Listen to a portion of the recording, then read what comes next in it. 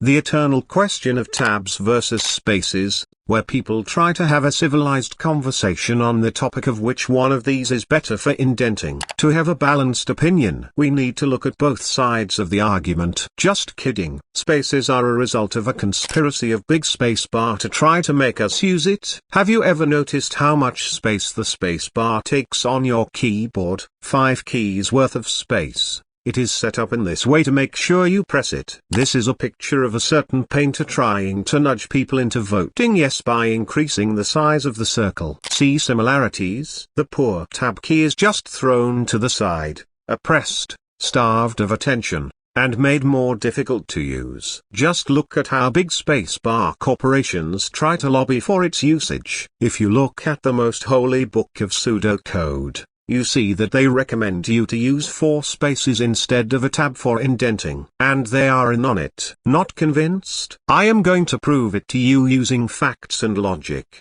Tab is just 1 character. And look how far it moves the cursor. If you want to replicate moving the same distance with spaces, you need to press the space bar 4 times, which is 4 times as much as 1. It's definitely more than 2 and less than 5. Also, did you know that your pinky finger contributes approximately 33 to 50% of the hand's total grip strength? Guess which finger you use to press the tab key? That's right. Pressing the tab key will increase your grip strength. As you might know, a firm handshake improves your chances of getting hired by a company. So, using the tab key will improve your chances of getting hired. For more efficient training, I recommend you replacing the regular tab key with a heavier kind, and do 3 sets of 12 repetitions of tab key presses daily for optimal gains.